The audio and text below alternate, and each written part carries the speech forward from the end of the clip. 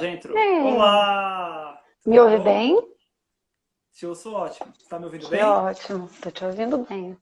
Boa, que o pessoal falou que tava super baixo meu áudio. Eu falei, ixi, que eu uso esse microfone aqui até pra gravar aqui no computador, mas pelo celular ele não consegui ainda fazer ele conectar bem. Mas Então, tá me espero ouvindo que tudo bem, então. funcione bem. Fiz uma gambiarra aqui louca para funcionar o negócio todo. Tomara que role. Tá ótimo. Porra, Kevin, em primeiro lugar, obrigado pela sua presença aqui. Obrigada, obrigada o Pra gente convite. é o maior prazer estar recebendo você para falar desse assunto, que é um assunto tão polêmico em certos pontos, né? Mas que é necessário a gente discutir e que agora talvez estamos o quê? Há uns 80 dias, 70 dias de quarentena, talvez agora a gente tenha até uma capacidade maior de falar sobre esse assunto com mais clareza, né? De tudo que já aconteceu até aqui, né? Eu acho que sim. E bom, para começar nosso bate-papo, para o pessoal aqui que veio pelo Música e Rede e não te conhece, queria que você se apresentasse aí rapidamente, contasse um pouco sobre você. Então vamos lá, meu nome é Raquel Lemos. Eu tenho um escritório de advocacia que se chama Lemos Consultoria e a minha jornada sempre permeou música, né? Eu fechei minha trajetória, eu considero que fechei mesmo esse percurso de um lado, né, do campo de batalha no setor musical. Eu trabalhava em gravadora, em editora, no mercado independente, mas eu sempre lecionei para tecnologia, banco de dados, sistemas de informação, e tudo isso me atraía. Em 2009, eu estava convicta de que o caminho seria o digital, fiz uma especialização em telecomunicações, queria entender da engrenagem da Anatel, era importante para mim entender naquele momento, e daquele mergulho o audiovisual começou a chegar cada vez mais. O escritório é um escritório pequeno, eu sempre falo que é um escritório pequeno com projetos muito grandes, é uma coisa que eu mergulho muito, e nessa trajetória já são muitos anos fazendo, e hoje eu continuo servindo a música, né? Mas do lado de cá, assim, acho que eu sou uma serva desse setor, eu não estou exatamente dentro da cadeia de distribuição, acho que esse é o meu primeiro disclaimer, assim, mas eu continuo bravamente tentando construir políticas autorais nos mercados que ainda trafegam nisso, então publicidade, game, audiovisual, séries, filmes de animação e por aí vai. Então essa trajetória foi importante, eu acho que ela acabou, eu até comentei na semana passada, quando a gente divulgou, né, a live, que eu apanho sempre de todos os lados. Então, para publicidade, eu sou advogada que faz publicidade, mas adoraria só fazer cinema. Para o cinema, eu sou advogada que protege o mercado musical. E para o mercado da música, eu sou advogada que pede o desconto da sincronização. Então, eu fiquei nesse limbo, mas Você eu é acho que tudo a, isso construiu o escritório, né? você é a A gente faz projeto. grande articuladora aí do setor cultural, né? É, Puxa a levo equipe de muita, lá. seguro muita bronca de todo lado.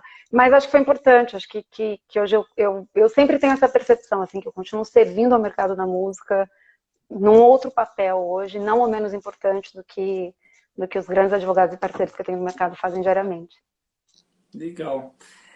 Bom, vamos entrar no nosso papo aqui, que é um papo que eu acho que muita gente tem dúvida, muita gente quer saber, porque estamos vivendo esse boom de lives. A live já existia, não é nada novo, mas o que ela se tornou, com certeza se tornou um produto novo de alguma forma, né? A gente pode até discutir isso filosoficamente.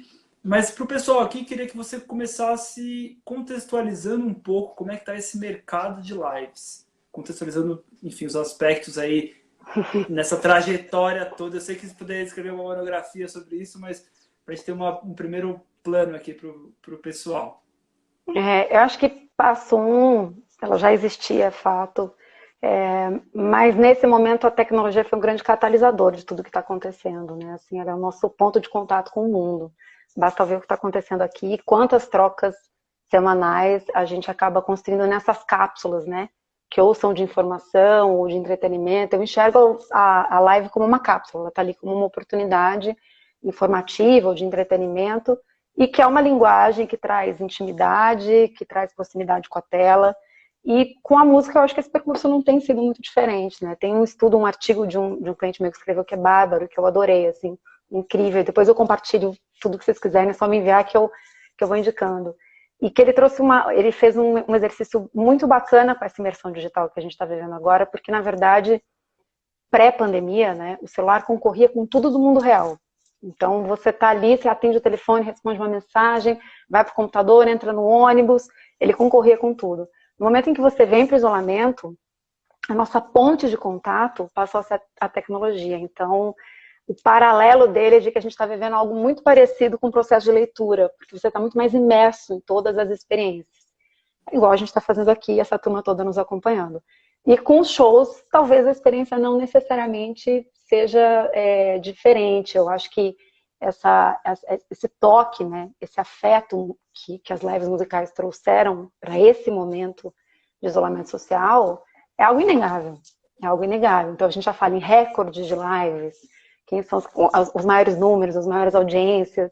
É um produto que veio para ficar, que traz algo de híbrido, e porque como tudo que é híbrido assusta, o que é um show, é uma transmissão, é streaming, não é streaming, é sincronização, é patrocínio, porque é novo. Mas eu acho que é importante trazer assim, novo em que contexto? Novo para o momento em que o músico desperta que aquilo era uma necessidade também de comunicação com o público dele, e eles estão fazendo isso lindamente, né?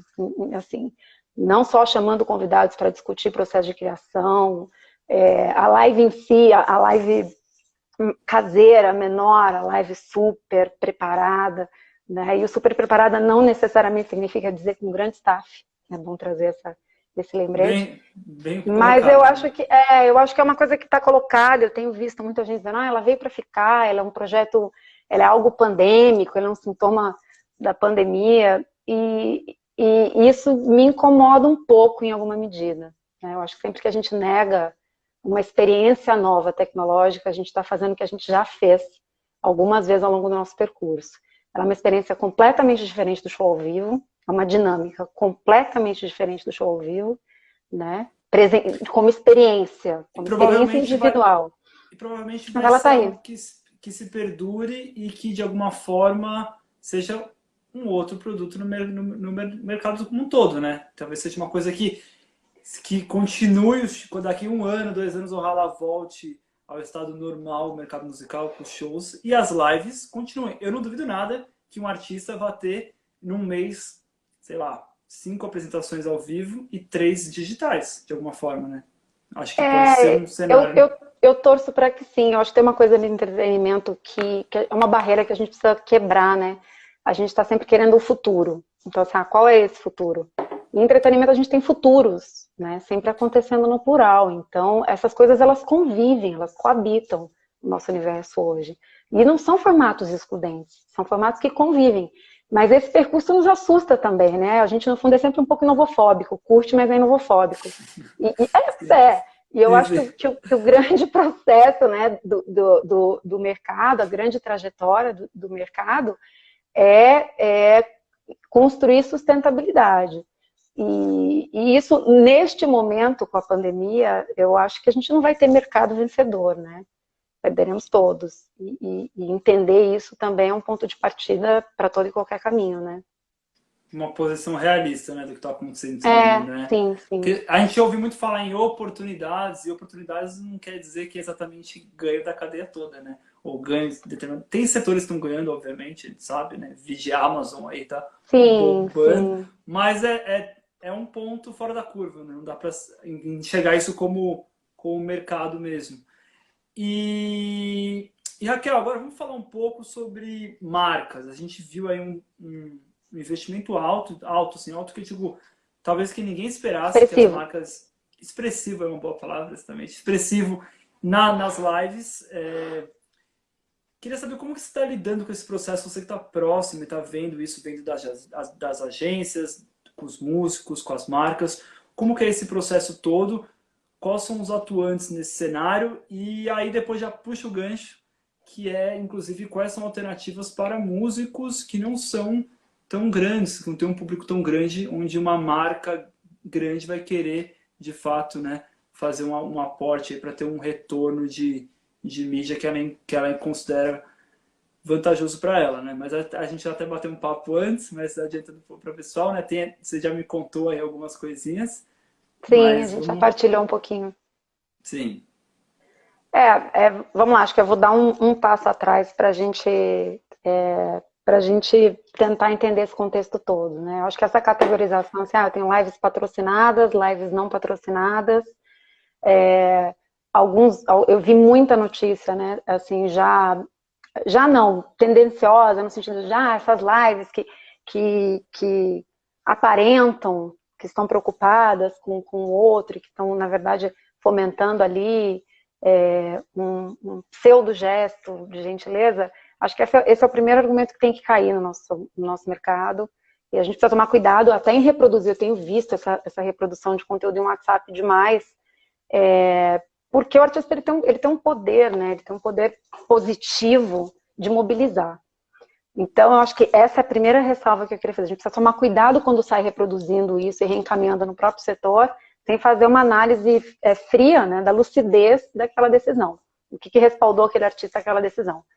Segundo, que eu não gosto de colocar tudo na mesma caixa, né? Então, assim, nem todas as lives patrocinadas aconteceram com essas cifras de cachês que estão sendo reproduzidas em alguns artigos publicados oficiosamente. Até porque eu não tenho acesso aos cachês das lives que eu não atuei juridicamente. Eu só posso falar pelo que eu vivi, Sim. Tecnicamente pelo que eu leio. Então, acho que primeiro, desconstruir eu acho que esse pré-julgamento de que é uma mola do artista acho que essa é a primeira coisa que cai para o artista, ele tem esse poder de viabilizar. E a gente tem inúmeras ações sendo viabilizadas no setor da música, que, aliás, precisa ser aplaudido, né, nesse sentido, porque foi o primeiro setor, na minha percepção, a se mobilizar muito rápido, associações, o ECAD, o movimento foi muito intenso para pensar soluções. Ideais ou nomes, ele foi muito intenso para viabilizar soluções. Isso precisa ser louvado. Isso precisa ser louvado em relação às associações, ao ECAD e também aos artistas, que cada um à sua maneira, dentro das suas escolhas, certo? Vocacionadas, profissionais, estão fazendo escolhas de dirigir a sua potência de público para determinadas doações. Então, acho que essa é a primeira grande ressalva. A segunda, que é o como produzir, como é que essas criações acontecem e como isso chega num briefing, como que a produtora chega nesse job. De novo, só posso partilhar as minhas experiências e dentro do que a minha confidencialidade ética profissional permite. Mas as experiências que a gente teve aqui no escritório que foram valiosas, foi um convite a pensar o projeto, né? Então, veio um convite da marca X, peso pesado, de um anunciante peso pesado, dizendo, quero fazer, o meu pipeline, né, o meu line-up é esse aqui, e aí a minha primeira etapa foi, ok, deixa eu tentar entender que repertório a gente tem, o que a gente tem dentro desse repertório. Foi a minha primeira cautela. Não de mapeamento, mas de entendimento. Começou um movimento junto às editoras, telefona para uma, telefona para outra, qual que é o percurso? Recebendo informação difusa. O caminho é por aqui, o caminho é por ali. Ok. Até porque era muito novo, né? Ninguém sabia exatamente. Muito novo. Muito novo. Fazer, e a gente querendo fazer o by the book. Então, isso foi muito importante. Então, como jurídico, eu não trabalho para o anunciante, eu trabalho para a agência que viabiliza aquilo. E que não necessariamente é produtora de show. Ela é uma agência digital, de conteúdo digital. E, de repente, ela se vê com um pacote de encomenda e ela diz, por onde? Como é que eu viabilizo isso? Qual que é a estrutura para esse percurso de produção? Como é que se produz um show? Quais são os cuidados que eu tenho que tomar? Como é que eu faço transmissão com 4 pessoas em cidades distintas? Como é que eu faço para esse sinal não cair? Porque eu não estou fazendo um evento com um artista só. Eu vou retransmitir. Onde é que a gente busca satélite? É um percurso operacional, assim, super custoso e muito diferente do show ao vivo, né? Porque uma produção de um show bem pensada, bem planejada, ela leva tempo. E uma ação digital, ela entra com todas as características da publicidade. Qual é a maior característica da publicidade? Tudo é para ontem. Nem te falo, eu fugi da publicidade, quando menos eu esperei. Tudo é para ontem. O projeto vai entrar, esse projeto entrou quarta, eu tinha que botar o projeto quinta-feira de pé, sustentável, ele tinha que ficar de pé, ele tinha que funcionar. Então, o primeiro movimento foi a minha busca em relação às editoras, por isso que eu digo que eu acho que eu continuo servindo a música, essa foi a minha primeira grande cautela de entender como é que a gente ia posicionar. E também, né, Raquel, até fala pro pessoal, né, quando a Raquel fala procurar as editoras e CAD, é pela preocupação de remuneração dos compositores. Claro, era um valor, né? Era um valor. Sim. Mas, de novo, é o papel, é o nosso papel dentro desse setor, mesmo que a gente não trabalhe para o setor musical. Então, eu precisei passar por um processo interno junto ao meu CEO, do meu cliente, para falar, olha, eu acho que o caminho correto seria se a gente fizesse diferente do que está acontecendo. É um processo. Ele abraçou, maravilha. Segunda etapa, a gente precisa de uma reunião com o anunciante. E aí a gente passou pela segunda etapa com o anunciante, com muitos embates técnicos, jurídicos, né? Nossa, Porque, imagina. é, Mas é porque também, assim, eu também falei, imagina, porque assim, a gente viu muita live derrubada, então o jurídico era uma responsabilidade sua de que aquilo não acontecesse, de certa forma, né? De continua você sendo, né? A fladinha continua da sendo. Warner Chappell fala, você virou a rainha das lives. Mas não é verdade, não. Não é verdade, não. Porque esse tipo de, esse modo de fazer também não interessa, né? A todas as agências. Por hora, a gente vai conseguir construir isso. Isso é um percurso, né? Bom, diante da ausência de respostas, o meu caminho foi ler muito, estudar muito e conseguir uma interlocução super saudável dentro do ECAD. Fui abraçada, levei o projeto, expliquei os valores, confidenciei os cachês, disse tenho essa e essa situação, expliquei todo o processo que estava por trás. Então eu tinha, por exemplo, uma empresa de telecomunicações envolvida, mas é porque ela precisava me permutar o satélite, senão eu não conseguia retransferir, porque eu tinha pessoas em estados diferentes produzindo, né? Então, Sim. isso também foi um dificultador, porque na transmissão, quando você perde o sinal, é um caos, né? O usuário, ele não te perdoa a transmissão ali do evento, é um caos. A Caiu, né? reação, Tipo, perdeu, a sei lá, reação, essa transmissão tá 100%, né? horrível. A reação, ela é muito imediata, né? E ela é exponenciada, porque você alcança um público muito grande ali no percurso. Sim. Então, assim, eu tive uma conversa dentro do ECAD, eu disse, olha, eu construí algumas balizas, e uma das minhas balizas eu vou fazer uma transmissão ao vivo, e essa transmissão fica mantida ali no ao vivo, dentro de um horário específico, e o meu repertório está fechado. Eu tomei todas as cautelas quanto a esclarecer quem eram os apoiadores, porque isso também naquele momento era muito nublado, né? Aparecem aquelas marcas na lateral da live que vocês já devem ter visto. Isso pode Sim. induzir ou se considerar que é um marketing direto, você tem recebimento, não tem recebimento. Então eu tive que abrir o meu modelo de operação, abrir de uma maneira muito confortável, foi muito bem acolhida. E a gente fez o primeiro recolhimento, assim, do que eu tenho conhecimento, naquele momento, com as informações que eu dispunha, eu recolhi o ECAD, a gente fez um recolhimento bacana, correto, o ECAD me apoiou no percurso do preenchimento, porque eu não tinha espaço, metragem, público, então E a gente fez um de pouco... entender isso que eu ia falar, de entender essa Foi. conta, que era uma A gente conta fez juntos... nova. Você foi a pioneira da conta do evento Não, tem muita digital, gente hein? pioneirizando aí, nem quero essa Não, resposta. você foi a pioneira a fazer isso. Eu acho que eu tentei quebrar a cabeça, porque eu sabia que se a gente fizesse se a gente conseguisse uma primeira situação de reflexão sobre o compositor, né? Porque o que eu queria era essa reflexão do compositor. E se eu conseguisse mostrar para o anunciante e para o meu cliente quanto aquilo podia repercutir, não como marca, mas como segurança para aquela produção, foi importante. E construir bases muito firmes com os artistas. Então, eu promovi reuniões sucessivas com os produtores, esclareci que, olha, determinadas regras não são possíveis, eu não quero uso de master, porque a gente queria um legítimo ao vivo, né? Se eu tinha um horário para começar e um horário para terminar, eu precisava de um legítimo ao vivo. Então, playback não, tive situações de reconfirmação, não, eu não vou usar a base, liguei no Universal Music e falei, olha, deixa eu te fazer uma pergunta, esse cara é exclusivo? Confirma para mim. Né? Porque às vezes, na ânsia de pegar o projeto, a gente sabe que percalços acontecem. E deu super certo, né? Então, assim, funcionou, a gente cumpriu todo o script do que tinha rolado. A Albem entrou em contato comigo, eu expliquei o percurso, eu falei, olha, enquanto eu não tiver uma situação clara, eu já passei por uma grande trincheira que foi convencer esse anunciante a recolher. Né? Eu tive que passar por um processo de convencimento de que isso é um show transmitido e você tem que recolher. E ele dizia, mas eu já estou pagando o cachê. Não, mas o cachê é uma outra coisa. É um outro... Coisas separadas, né? E aí também é uma coisa separada. O risco jurídico que ele vai ter, de fato, de a live, por algum motivo, né? Ser interrompida, né? Então, assim, é um risco, né, jurídico, que acho que foi o risco que deve ter pesado bastante nessa tomada de decisão também, né? Imagino por parte das marcas, né? Foi muito custoso, mas foi custoso em tempo, inclusive, né? A gente trabalhou, assim, eu cheguei a trabalhar, acho que, como eu falei aqui, assim, 80 horas em 3 dias. Foi uma loucura. Foi realmente Nossa. uma loucura, mas a gente perdeu. Voltei? Voltou. Eu não sei se fui eu ou fui você agora Eu aqui. acho que foi você. É, pode ser, Que a então. minha tava perfeitinha aqui. Tô recebendo o WhatsApp o tempo todo. Boa. E eu não sei até onde foi nessa oscilação. Eu perdi, acho que uns 10 segundos. Você falou que estava trabalhando 80 horas É, eu, a- de... eu Já acho não, né? que o custo é você. É algo novo para todos nós, né? E quando você tem o mercado dizendo, isso é supostamente filantrópico, isso é injusto com o compositor, esses cachês são milionários, né?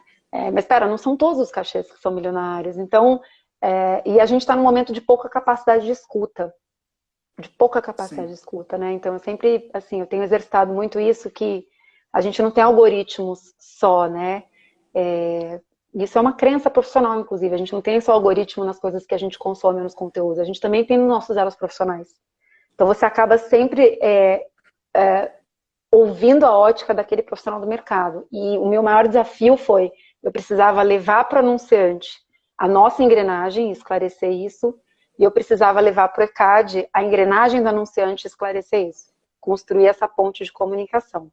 É um grande desafio, né? A publicidade também, por trabalhar com essa questão da velocidade das produções, ela te imprime soluções muito rápidas e não necessariamente você consegue construir tudo dentro daquele tempo, né? sim, exatamente. E esse é até um ponto, né, das lives patrocinadas, que a gente viu a atuação do Conar, a gente viu a atuação de alguns órgãos, porque aquelas lives viraram um conteúdo publicitário de alguma forma, né? Tô errado? Tô correto? É outro Pois termo, na é, verdade, tô né? aqui. Não, Pois vamos no é. tema. A gente não pode fugir, eu acho que dos embates, porque, de novo, é isso, né? Essa é a troca de algoritmo. Você num setor e eu do lado de cá, né, trabalhando pelas agências, eu acho que é esse o ponto de encontro. A primeira impressão que eu tenho, e ela é uma convicção técnica e eu estou disposta a revê-la mesmo, né? Eu tenho trocado muito, eu conversei com a Abramos, conversei com o ABC, conversei com o ECAD, conversei com o BEM, eu tenho trocado, né? Porque eu acho que o nosso percurso é que nesse momento a gente construa um produto sustentável e lúcido, com aplicabilidade, porque do contrário, de Não vai novo, a rolar. gente vai viver o que a gente já assistiu. E olhar para o passado é muito importante para a gente construir o presente, né? Olhar para os percursos que a gente já promoveu dentro da área musical, e eu vivi isso, né? Essa implementação do digital e tal, é super importante. Mas dentro dessa caixa, né, que a gente discute das lives, é assim, uma publicidade. Daí eu vou te devolver, quando você está num show, e aquele show é patrocinado pela marca XEDH, você enxerga que aquilo é uma publicidade? Não, você Ou é o fato do streaming exponenciar essa exibição que faz com é, que você veja aquele palco? tem Ou é a sua razão. capacidade de retenção na tela, que é totalmente diferente da sua experiência presencial? É que eu digo porque, por exemplo, o fato é a gente sabe que a pessoa não pode salvar a live e deixar lá. De jeito nenhum. Senão aquilo vira um produto de Sim. marca, certo? Tipo, não tem como, né? A pessoa salvar e criar um conteúdo e jogar no YouTube, porque de fato eu pelo menos entendo que seria um conteúdo publicitário, porque ele vai ficar de eterno ali no canal. Mas de fato, mas agora saber se é uma publicidade ou não para a marca estar envolvida é complicado. Mas aí o Conar entrou porque Então, mas ele teve a gente sim, precisa ele teve o dividir as pitch. caixas. Por quê? Vamos lá, dividindo as caixas. Primeiro, eu não estou negando que a marca está lá e que a posição de enfoque da marca está ali. Acho que o que a gente precisa trabalhar no mercado fonográfico é o conceito. Então, eu liguei, por exemplo, para algumas editoras no começo desse percurso, ela me disse, isso é um merchandising. Eu falei, olha, merchandising é o que acontece dentro de um PVD, dentro de um ponto de venda. Quando você vai no supermercado, a pessoa fala, prova esse queijinho, e ela está com um carrinho aqui, ela te induz ao consumo. O Sim, product placement é sutil. E se eu tenho uma marca no fundo, ele não é sutil. Ele é expresso. O sim, product placement é, sei lá, a caixinha do Burger King, o sanduíche do Burger King que é entregue no filme do Homem de Ferro. Tá ali, sutil, existe. sim. Você viu e não viu. Né? Ele é muito bem feito, ele é muito bem elaborado. Então, eu não consigo encaixar por nenhum dentro desses dois conceitos. Na minha ótica, o que você tem é um patrocínio de uma produção. E aí é ruim a gente usar a expressão patrocínio de uma produção, porque a gente já associa a Rouanet, patrocínio, né? A cabeça exponencial. Eu estou contratando um show. Então, é uma relação entre contratante e contratado.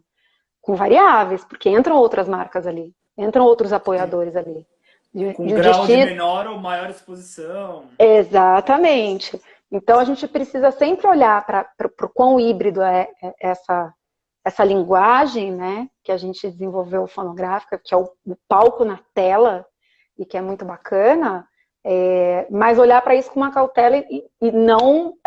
eu acho que eu tomei muito cuidado de não etiquetar esse produto juridicamente, antes de entender realmente o que ele era. Exatamente. Então, assim, eu fui ler, por exemplo, eu li um regramento sobre reprodução, li um regramento de reprodução de 2015 da UBC, nessa loucura de legislação. Fui voltando, e achei ali a definição, tipo, olha, produto híbrido. Eu falei, é isso, tá aqui, é reprodução. E aí essa foi a minha escolha jurídica. Acertada ou errada, eu tinha um único foco, que eu não pagasse só o casting musical e os compositores não recebessem. Né? Sim, então, assim, a gente pode errar nesse percurso, como arquitetos de mercado que somos, mas essa insegurança jurídica afasta o anunciante. E isso também precisa estar claro. Claro, eu estou com dois projetos aqui. Que o anunciante fica, mas é interessante, mas veja, você viu a notícia que saiu da dupla X que fez ensaio? Então as marcas começam a recuar. Tem um link que eu queria trazer para você aqui, que eu acho que a gente exercitou, e que é legal a gente não fugir dele, porque eu e você, a gente vai, né? A gente dá aula junto, então a gente vai costurando as coisas, que é a importância, né, do mercado musical entender o setor de anúncio agora. Eu acho que isso é muito importante, isso é vital para o mercado da música, né? E é preciso eu preciso até tomar cautela aqui nas palavras que eu escolho, para não dizer, oportunizem a crise, né? Porque, nossa, olha o que a Raquel disse. Mas pensando, né, nesse momento de entender o setor, o que vem acontecendo com as agências, né? Qual que é o grande desafio que as agências estão enfrentando, que antecede a pandemia, que não é sobre isolamento social. É uma soma de ações que vem acontecendo em relação, primeiro, a uma mudança de hábito do consumidor. Então, você escuta a sua música sem publicidade, você está no YouTube sem publicidade. Então, a TV, para um determinado nicho, né, ela não é atraente, porque eu tenho um anúncio ali invasivo que vai entrando no meu percurso. Eu tenho plataformas de VOD acontecendo aqui, né, extremamente charmosas, com conteúdos bacanas. Nem vamos entrar porque não bitributa, porque não tributa, porque não é regulada, porque senão esse assunto não para nunca. Mas com alta capacidade de competitividade e sedução de conteúdo. E o momento em que as marcas também começam a entender que eu posso sim falar com o meu consumidor no digital e conseguir métricas mais eficientes do que não necessariamente eu tenho na TV. Então, por exemplo, eu busquei para vocês... É um deslocamento, desculpa interromper, é um deslocamento de investimento também, né? A marca investia em conteúdo físico, outdoor também, etc. E esse conteúdo físico não faz mais sentido, né? Tem um deslocamento financeiro. Cuidado, a pandemia está revendo as coisas. A galera já está vendo esse tipo de marketing no caminho de volta, quando a turma voltar para a rua. O anúncio do ponto de ônibus, porque isso representa 10% do todo da publicidade no Brasil. É muita coisa. Sim, eu digo, para esse momento de agora, né? Que a gente tem essa sim, total, mas de novo, aí vamos pensar em como catalisar oportunidades. Então vamos trabalhar nesse sentido. Poxa, você acabou de me trazer uma informação que 10% desse anúncio, que é o anúncio físico que acontece na rua, nesse momento teria de pouca eficiência porque as pessoas não estão na rua. Verba. Subiu caixinha? Maravilha. Eu estou num desafio que uma determinada classe de produtos não precisa anunciar. Produto de higiene, sabonete, não precisa. As pessoas estão comprando, né, supermercado, independentemente do anúncio, que é o que a gente chama de produto de fácil consumo. Então, eu tenho menos verba alocada aqui. Qual foi o setor que foi mais prejudicado na comercialização? Desculpa, em número de vendas. Cosmético, bebidas. Cosmético e bebidas. E aí, qual é o desafio do anunciante? Pensa como anunciante, eu preciso fazer um plano de mídia. Eu tenho que fazer um plano de mídia. Eu preciso definir quanto para quê. quanto de mídia TV paga, quanto de mídia TV aberta, quanto de digital. Eu preciso fracionar essa receita. Aí eu penso, caramba, eu vou colocar isso no anúncio de TV aberta, mas eu não sei qual que é a notícia que vem depois. Eu não sei se eu vou colocar milhões numa E promo, hoje que em eu não dia sei é a um notícia que vem desespero, né? depois. E Hoje em aí, dia é muito difícil, né? como eu potencializo aquele recurso que eu investi? E aí esse dinheiro ele vai indo para um ambiente que entretém, que informa, mas que entretém. E para as marcas, aliar isso à música é muito interessante, porque eu não tenho risco de aportar um recurso e subir uma notícia ou um número de mortes diárias e de óbitos, e aí eu afeto o meu consumo, é o primeiro ponto. E o segundo, eu consigo promover uma experiência para aquele consumidor. Então, eu acho que esse momento, ele é importante para o mercado da música, não pensar de forma imediata a pandemia, mas a gente também pensar caminhos. Eu estou falando de 14,8 bilhões de reais no mercado digital no Brasil em 2019. 14,8 bi no digital. Com uma perda de 5 bi, 34% mais ou menos, de ações fracassadas. Então, o que a gente considera ações fracassadas? Eleição de target errado, fraude, né? Para número de visualizações e tal. É muita receita. É muita Muita receita. receita. Então, pensar estrategicamente e entender por que uma marca quer se associar a uma live musical agora, não me parece tão complexo. Ou a um conteúdo musical especificamente, né? A gente fala muito em live como show, mas tem muitas coisas que, por exemplo, programas de conversa de dois artistas, e essas coisas são conteúdos até, às vezes, que pode ser algo inusitado e que traga um público também. Enfim, que a gente fala Exatamente. música, parece que é só show, mas eu entendo que pode ter todo um universo musical Exatamente. que enfim, Exatamente. traz conteúdo aí. E eu não quero, eu sei que a gente tem pouco tempinho aqui, eu não quero fugir, eu vou compactar, assim, que foi uma coisa que vocês trouxeram, né, que é o meu jornal do dia, eu adoro. Eu entro todo dia, escuto 15 minutos, escuto tudo o que aconteceu no mercado, e nem sempre eu confesso que eu prestigio quem está aqui na minha posição. É verdade. Mas eu acho que para não fugir, né, desse how-to, de falar, mas o que significou aquela decisão do CONAR? Porque bebida alcoólica, bebida tem um tratamento muito específico, né? E o CONAR, ele foi instituído muito espelhado no modelo inglês, aqui no Brasil, e é preciso, de fato, um cuidado, e isso eu concordo, hein? E não recuo. E uma responsabilidade nesse momento, quando você exponencia visualizações, porque as pessoas estão vulneráveis. Sim. Né? E aí isso não é pré-julgamento, ok? Isso foi o movimento do CONAR, de olha, existe um processo de responsabilidade nesse movimento, e, enfim, eu não sei qual foi a resposta, não tive acesso ao processo administrativo, não procurei, na verdade, porque não é algo que, como aqui a gente faz o by the book, então nem fui atrás. Mas eu acho que esse é um cuidado. E o segundo cuidado é com a equipe, que você já puxou no seu gancho inicial aí, esse momento de vulnerabilidade, ele é emocional e físico. Então, também acho que é o momento de olhar para essas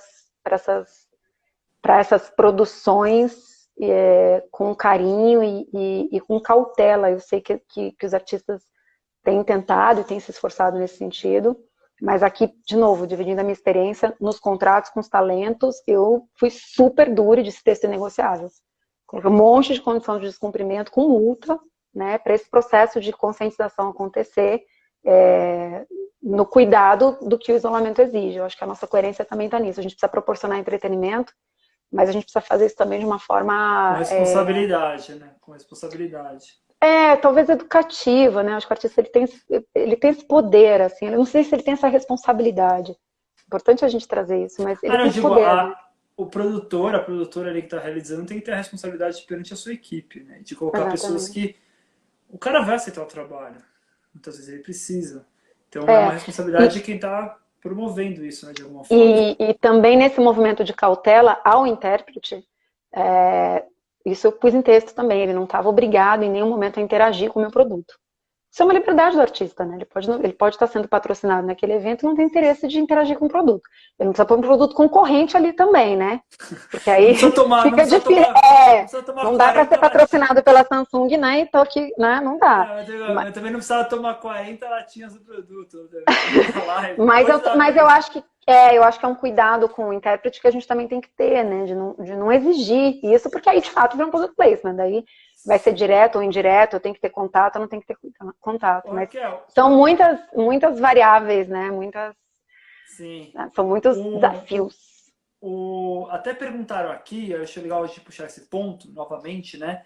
Que é bom, mercado aí de lives patrocinadas ou de recebendo apoio cultural, tá focado de fato em grandes artistas, porque é o que dá retorno para as marcas em si, né? Nesse momento, pelo menos, né? Tirando algumas exceções de alguns projetos de marca que tem a ver com questões sociais, etc. Mas a gente sabe que você mesmo comentou hoje que existe uma saída via edital, né? Seria no caso. E queria que você comentasse um pouco para o pessoal aqui, porque eu acho que é uma saída bem legal para músicos instrumentistas, músicos eruditos, para pessoas que não estão nesse ciclo tão popular. Então vamos lá. Eu vou desconstruir você várias vezes hoje, eu vou levar pito. Eu acho que a gente está vivendo um momento no mercado que o consumidor usuário tem muito poder sobre a força dos anunciantes. Então, muitas marcas que não anunciavam passaram a anunciar, e muitos grandes anunciantes, dependendo da classe de produto que ele está, se é higiene, ele não precisa mais anunciar. Então, é preciso que a gente também tenha um olhar sobre consumos e prioridades curto prazo. Isso contingenciado, 30 dias, 60 dias. Lembra do papel higiênico? Esse exercício, tá? Então, agora a segunda pergunta. Dentro da Rouanet, a gente tem um artigo, que é o artigo 18, e eu estou estudando isso já há algum tempo, porque a gente foi procurado por um cliente grande, que tem um desafio muito grande de um plano plurianual, né, para a cultura o ano que vem, e é possível um projeto de difusão incentivado na Rouanet. Isso, da difusão, a live é uma difusão cultural, olha que bárbaro. Então a gente conseguiu achar esse caminho, minha equipe, a gente estudou isso ao longo da segunda-feira, ontem, o dia todo, a gente conseguiu ter uma resposta. O termo é difusão cultural, não é mesmo? Difusão, porque isso é difusão, né? Sim. E o que é importante trazer, existe um teto, né, de valor desse projeto de difusão e especificidades de setor. De gênero. Então, isso alcança o erudito e isso alcança o instrumental, que são dois setores que eu estou muito sensibilizada também, porque a gente está sensibilizado com tudo nesse momento. Estou sendo injusta. Mas porque, de fato, né, existem patrocinadores desses projetos, mas quando ele pensa que isso precisa acontecer num teatro ou junto de uma orquestra, ele não consegue imaginar como que isso pode ser viabilizado de forma digital, tecnológica. Então, a gente achou, é possível pelo artigo 18 da Rouanet, eu acho que isso aqui é para a gente divulgar alternativas, né, não é para segurar soluções jurídicas, a gente trabalha para isso no escritório, muito, e me parece uma alternativa para determinados nichos do setor musical.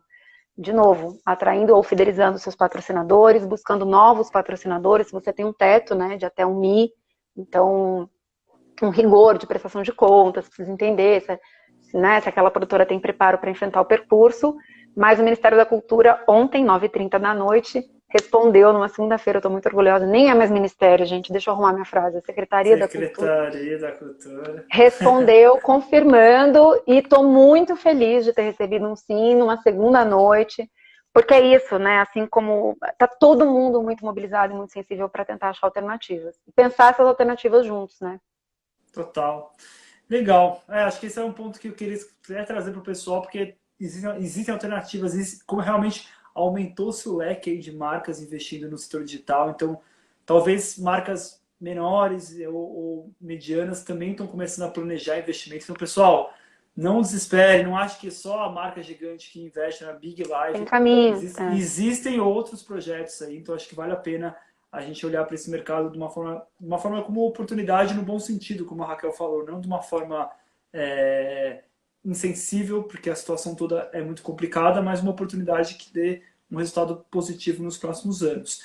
E, Raquel, a gente tá indo para mais ou menos finalmente, né? Porque ainda tem mais umas duas perguntinhas que eu queria muito fazer para você. O pessoal tá mandando várias perguntas aqui, eu não tô nem conseguindo ler tudo, porque tem muita coisa aqui que a gente tem que falar.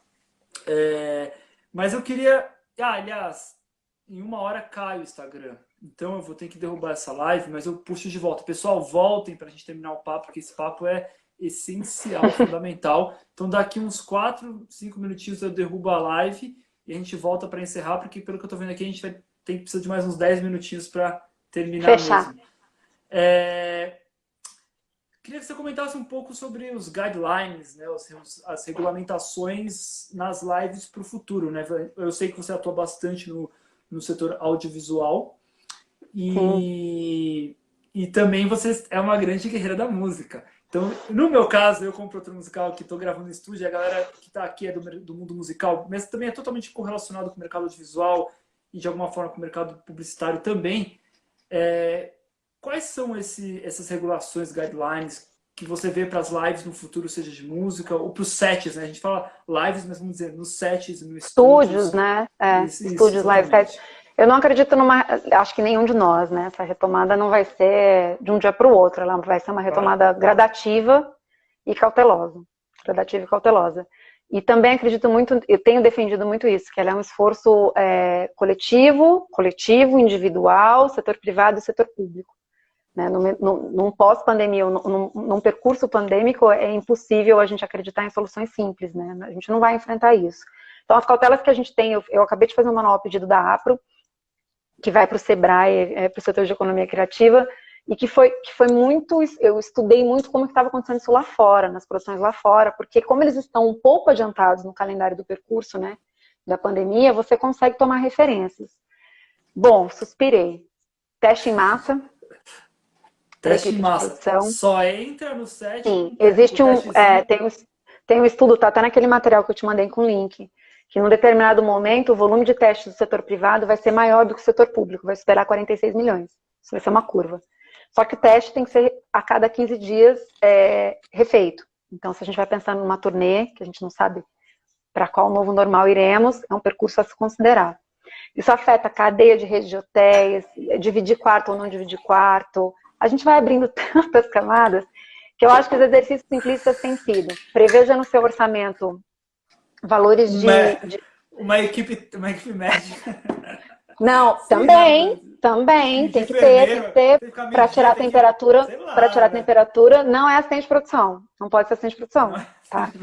Não é. Coloca lá, né? A galera tem o costume de falar, coloca lá pro fulano fazer, não vai rolar, né? Tem que ser. Mas brincadeiras à parte, assim, o que internacionalmente está construindo é teste em massa sempre que possível, distanciamento dessas produções, alto nível de higienização dos espaços, estúdio nem precisa, né, Máscara, né? explicar, E tem muito máscara, ar-condicionado também, luva, também. Estúdio para é maravilhoso. produção mesmo, então não tem mais o processo da maquiadora levar sua mala, cada artista da banda ou né, leva seu próprio kit para não comungar. Então vem Nossa. mudanças, reciclado, né, descartável, vem mudanças que são muito profundas no produzir, na nossa forma de produzir, Tem que sair um pra música aí também, hein? Tem que... que vão Já tem. exigir. Ah, mas acho que, que os caminhos, né? Os caminhos são. Parecidos, né? São muito parecidos, né? Os desafios são os mesmos, porque é um fazer coletivo, né? É um fazer Sim. coletivo. É que o que eu realmente acredito, suspirei fundo, é que a forma do nosso relacionamento ela vai sendo recuperada gradativamente. E as condições para isso, e o tempo para isso, que é o fator de maior ansiedade agora, não são respostas prontas, né? Então, eu vou compartilhar depois aqui o manual, porque traz referências de como está rolando lá fora, como o Netflix voltou a gravar, como o Reino Unido está fazendo, e isso, num fazer da economia criativa, que sempre exige mais de um, né? Salvo o escritor, Sim.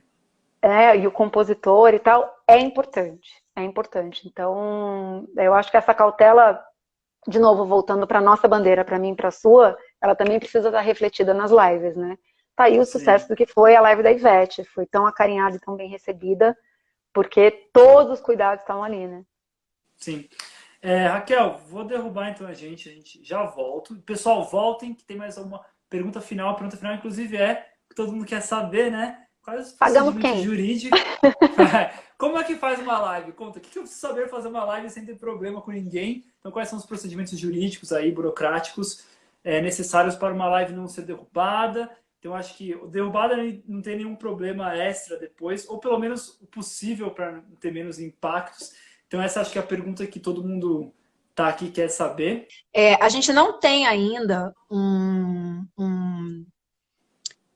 protocolo, né? Eu vou tratar isso como um protocolo, assim, do mercado editorial em específico, em relação aos compositores, do como fazer. Então, como a gente trouxe no comecinho do percurso, eu só posso considerar aquilo que eu já pratiquei e que é, de fato, a minha convicção jurídica. Por que eu trato isso como uma convicção jurídica?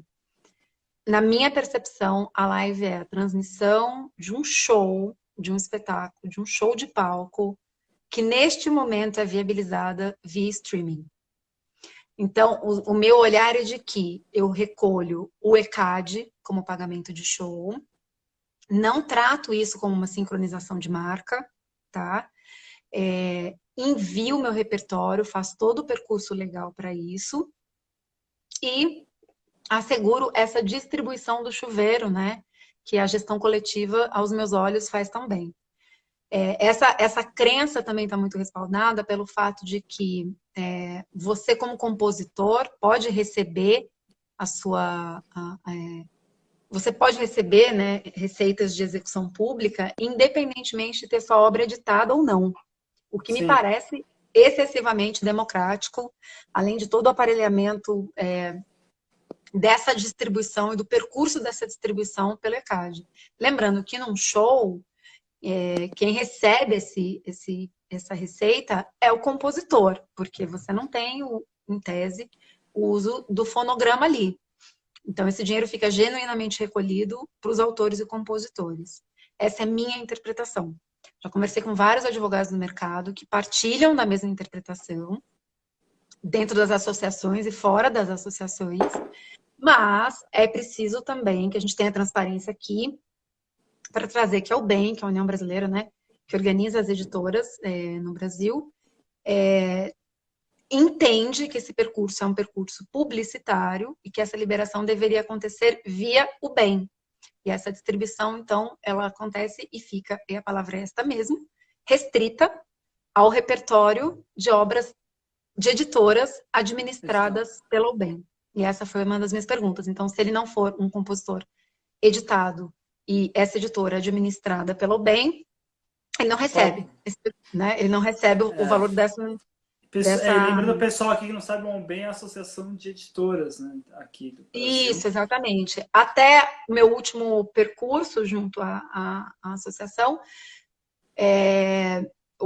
a ótica jurídica de que isso era uma sincronização. Para quem não está tão familiarizado, está aqui nos ouvindo, a sincronização, na verdade, é uma licença. Quando você utiliza um fonograma, né, ou uma obra, fonograma-obra, porque fonograma sem obra não é possível, quando você utiliza aquilo dentro de um contexto publicitário, para composição de cena, para gravação de um filme, para uma ação publicitária, para um espetáculo teatral e tal. Eu não consigo partilhar eu não consigo comungar desse conceito, eu tenho refletido muito sobre ele. Eu entendo que sim, é importante que essa receita chegue na mão do consumidor, mas se o percurso para pensarmos em democratização e aparelhamento desse percurso, me parece que viabilizar isso via CAD é o mais seguro. É o mais seguro. E é o mais seguro porque você também precisa transmitir, como eu disse, né, antes da nossa queda aqui, transmitir e levar essa segurança jurídica para um anunciante. Ok, eu tenho que convencê-lo a fazer aquele percurso porque ele não é familiarizado com o autoral fonográfico. No momento em que eu selo isso, né, isso é via CAD, é algo que para ele é sonoro. Ele diz, maravilha, entendi. Então isso tem que ser recolhido. Então acho que a gente tem muitos ganhos. É claro que quem vai definir isso é o mercado, não é a minha opinião jurídica, a opinião do B, do C, do D. Não consigo interpretar que isso é uma sincronização por nenhuma ótica, por nenhum exercício. Não partilho que é um product placement e não aceito que é um merchandising. Né? Porque eu acho que assim, você começa a fazer uma confusão de conceitos muito estabelecidos, inclusive, na publicidade, Que a galera encaixar algo que é híbrido. uma monetização ali que não era bem assim, né? Não é exatamente, não diz respeito É, ao que é de fato, né? O produto em si. exato. E ainda sobre os takedowns, né? De fazer os strikes e as lives, enfim, né, serem interrompidas, a gente tem menos experiências do que mais experiências também. É Então, é verdade. legal a gente pensar sobre isso também, né? Porque, assim, a gente vai precisar construir um mercado para isso. Isso está acontecendo agora, né? No momento presente. Mas como a gente discutiu, e eu tenho certeza que você partilha, isso é mais uma janela, né? Isso é mais um Sim. produto, isso é mais um caminho. E tornar esse caminho viável é muito bacana. Por isso que eu quis partilhar o percurso que eu promovi junto ao ECAD, o acolhimento que eu tive, debates profundos, tá? Eu tinha uma meta de doação para uma empresa de terceiro setor, e até esse tema foi discutido. A gente encara isso como bilheteria, as doações ou não, pelo ECAD? Ou isso é realmente em proveito de uma ONG e isso não pode ser interpretado como resultado econômico de um evento transmitido via streaming? As questões são muito profundas para a gente Sim. tratá-las, né, de uma forma rápida e rasa. Tenho certeza que o mercado vai viabilizar caminhos, o mercado autoral e o mercado fonográfico vai viabilizar. De qualquer forma, partilhando ou não partilhando da opinião técnica, né? Eu vou continuar defendendo minha posição e fazendo aquilo que deve ser feito em prol da indústria. Então, se o caminho for recolher vinho bem e isso ficar sacramentado, o meu É. desafio, talvez junto ao anunciante, ainda vai ser familiarizar para esse anunciante o que é o bem, qual a segurança jurídica que ele precisa, e outros desafios nessa equação. Mas eu acho que é um momento em que as decisões precisam ser tomadas de uma forma mais ágil, porque muitas já aconteceram, e para que também a gente não tenha, né, essa sensação de impotência de, mas o fulano recolheu e o Beltrano não. A marca X na Live Z fez e da marca D não. Então você Sim. começa a girar, você transforma algo que é uma grande solução de mercado, e eu penso que ela é uma grande solução, um grande produto do mercado agora, numa vulnerabilidade para decisões. Mas, de novo, Rico, essa é a minha opinião técnica, eu li muito, hoje ainda li o regramento que eu localizei, que eu te falei dentro do site do OBC de 2015, estou mais convicta de que é uma reprodução, já existe um convênio entre o YouTube e o ECAD para pagamento dessa execução pública.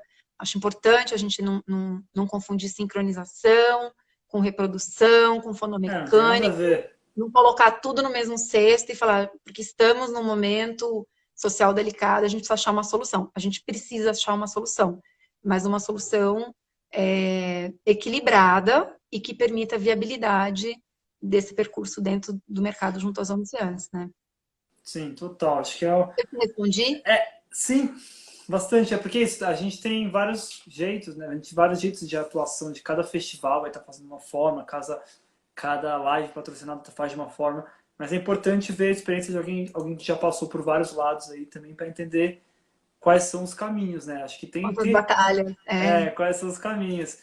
Mas, Raquel, pô, obrigado pela presença. Gente, Salve, obrigado salve. por ter migrado para cá. Ai, que É, delícia, né? eu Muito fiz isso, eu gostoso. fiz isso só para trazer a galera pro meu perfil pessoal. Tô brincando. Mas é porque, cara, tava difícil. É muito curioso isso, porque agora aproveitando o gancho rapidamente antes da gente ir para os finalmente, é que a gente está muito à mercê das plataformas de distribuição de conteúdo digital.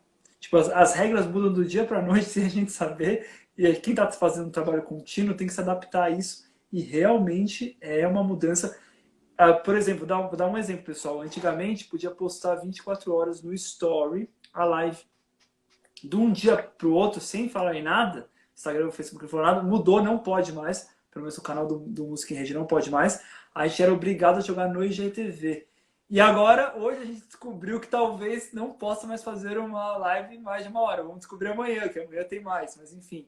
Vou salvar essa live aqui, pessoal. Vou falar com a Fernanda, nossa produtora. Ela vai salvar aqui no meu perfil, vai jogar no Música em Rede essa parte 2 pro pessoal. Vai ter a parte 1, a parte 2, vocês vão poder acompanhar ali. E para encerrar nossa entrevista aqui, a gente tem a nossa playlist colaborativa no Spotify, onde todos os entrevistados que passam deixam uma indicação de uma música. A gente coloca lá, pessoal, Música em Rede no Spotify, nosso loginho verde.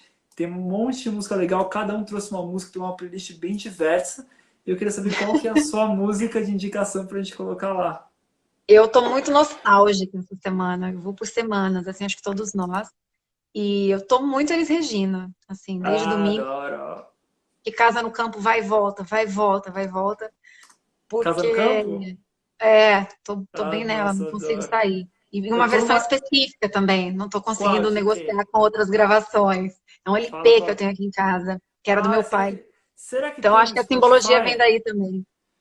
Qual que é? Casa no Campo. Putz, agora é difícil, né? No Spotify eu teria que. Dá pra Ah, ver? essa. Sim, dá. Eu acho que é a versão original essa, não é a principal? Não consigo ouvir nenhuma outra negociada, não funciona pra mim. Olha que tristeza. Aqui no nosso Spotify só tem uma versão de Casa no Campo. Mas a gente deixa pro pessoal ouvir. E aí, se quiser ir atrás, né? O LP é E só meu. tem. Ah, achei, não achei. Achei essa daí. A Não, esse LP é antigaça. incrível. Tenho escutado muito. Ele vai e volta, assim. Olha que legal, cara. Achei. Bom, adicionada à lista a sua música. Gente, obrigado. Muito obrigado pelo pessoal aí. Uma galera realmente migrou. Sensacional. Que bonito que o pessoal Ai, veio. parabéns, está fazendo um trabalho tão Estamos necessário, se tão lindo. esforçando aqui para manter a chama do conhecimento viva de É. alguma forma, né? Se tem os governantes aí que não querem conhecimento, a gente quer o conhecimento, né? A A gente gente está é aí para teimoso, isso. amigo. Teimoso. Obrigado, A gente é Raquel. muito teimoso, tá Espero bom? te ver E em breve persista, eu aí. vou torcer para que esse projeto aqui continue depois da Não, pandemia, porque para a tá gente é super rolando, informativo tá e, rolando. e é uma iniciativa Super. muito legal, tá bom? Obrigado, Obrigada. hein? Um beijo. Tchau. Beijo, gente. Desculpa a transmissão. Que é isso.